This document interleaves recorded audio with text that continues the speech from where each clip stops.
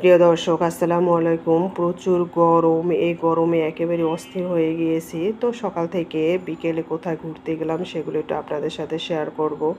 তো বারান্দা থেকে গাছ বাসার ভিতরে রেখেছি একটু ঠান্ডার জন্য। আর সকালে রুটি ভাজি এই যে নাস্তাগুলো করে নিলাম। এখানে ভাজি করলাম জালি আর আলু দিয়ে ভাজি করে নিয়েছি।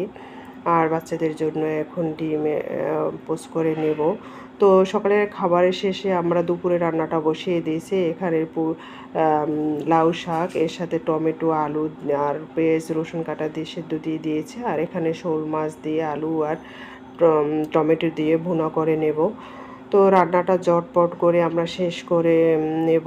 এবং এত গরমের ভিতরে কিচেনে থাকাই যায় না, রেসিপি ছাড়া তো দূরের কথা, আমার তো মনে হয় কিচেনে ঢোকায় খুব কষ্ট।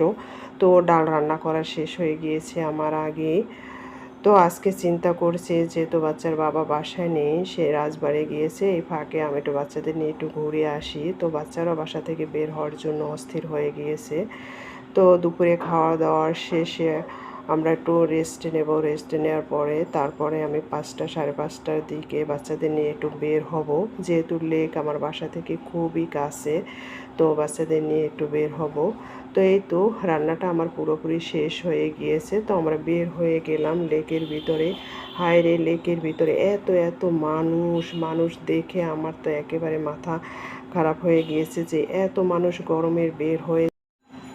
তো এই তো এখন আমরা সীমন্ত সম্বরে আসছি। এখানে প্রথম বিল্ডিংটা এখন আমরা ঢুকবো। এখানে গিয়ে বাচ্চারা একটু খাবে। তারা বলছে আম্মু আজকে আমাদেরকে সাব স্যান্ডউইচ আইসক্রিম ফুচকা খাওয়াতে হবে। তো বলছে যে চলো তোমাদেরকে খাওয়াই। তা ওদেরকে খাওয়ানোর পরে ভিতরে যে দোকানগুলো আছে এগুলো ঘুরে ঘুরে একটু দেখলাম। ঈদের পর যেহেতু আমরা আসলাম, ঈদের সময় আমরা ঢাকাতে ছিলাম না। তো এই তো ঘুরে ঘুরে দেখতেছি। এখন আমরা বাচ্চাদেরকে নিয়ে আবার যাব পিছনের যে সীমান্ত সম্বরের দ্বিতীয় বিল্ডিংটা আছে যেখানে সিনেপ্লেক্স। তো ওখানে যে বিল্ডিং আছে সেখানে আমরা ঢুকে গেলাম। তো এর ভিতরে যে বিভিন্ন ধরনের ড্রেস কসমেটিক্স বিভিন্ন ধরনের দোকানের ভিতরে তো ঘুরে ঘুরে সবগুলো দেখে নিলাম।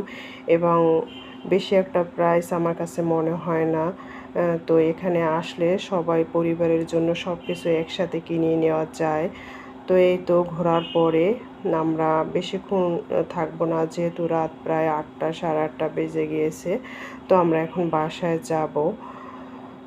তো এই তো ঈদের পরে মার্কেটে এসে ঘুরে খুব ভালোই লাগলো। আর গরমের ভিতরে বাসা তো অস্থির। তো এখন আমরা বাসার জন্য রওনা হব। রাত্র অনেক অনেক বলতে 8টা সাড়ে 8টা বেজে গিয়েছে। তো আমার ভিডিওটা কেমন লাগলো অবশ্যই কমেন্ট করে জানাবেন। আল্লাহ হাফেজ।